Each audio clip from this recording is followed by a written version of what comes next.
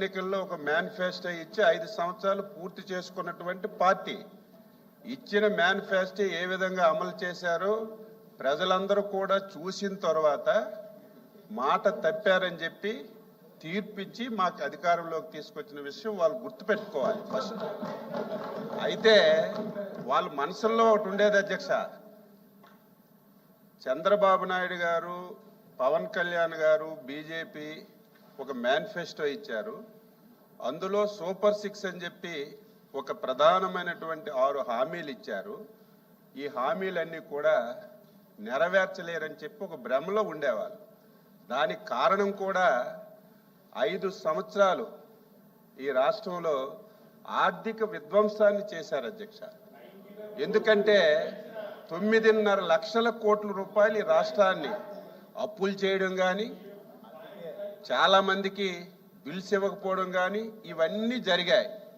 ఇన్ని ఇబ్బందులుంటే ఇచ్చిన హామీలు నెరవేర్చలేదని చెప్పి వాళ్ళు చాలా సంతోషం మనసులో పొందారు.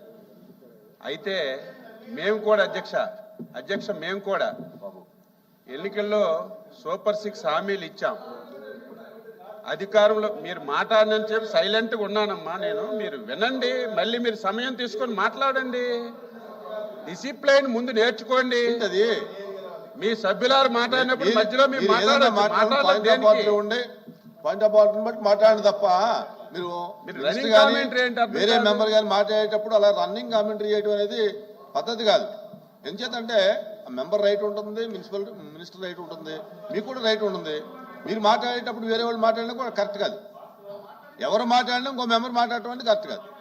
ఎవరు మాట్లాడినా అది ఈ పార్టీకైనా ఆ పార్టీకైనా ఇండిపెండెన్స్కైనా ఎవరికైనా ఆ మెంబర్ రైట్ని కానీ మాట్లాడేటప్పుడు ఆ హక్కుల్ని మనం డిస్టర్బ్ చేయడం అనేది మంచి పద్ధతి కాదు.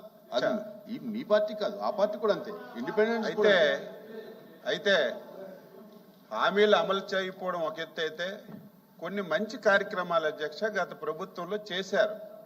తర్వాత వచ్చిన ప్రభుత్వం సొంత జాగీరు కాదు, ప్రజలతో ఎన్నుకోబడిన ప్రభుత్వం. అవి మంచి పథకాలు అయితే దాన్ని కొనసాగించాలి. ఇచ్చిన హామీలు నెరవేర్చకపోవడం ఒక ఎత్తు అయితే ఈ రాష్ట్రంలో ప్రతి ఒక్కరూ మెచ్చుకున్నటువంటి ప్రోగ్రాం 5 రూపాయలకి అన్నం పెట్టే అన్నా క్యాంటీన్ అధ్యక్ష. ఇది నేను చాలా మంది లేరు, నేను ఆ రోజు శాసనసభలో ఒక సభ్యుడిగా ఉన్నాను, పెద్దలు బొత్స సత్యబాబు గారు కూడా ఉన్నారు. ముఖ్యమంత్రి గారికి రిక్వెస్ట్ చేశాను, ముఖ్యమంత్రి గారు చాలా మంది 5 రూపాయలు కడుపు నిండా అన్నం తింటున్నారు, ఇది బ్రహ్మాండమైనటువంటి ప్రోగ్రాం,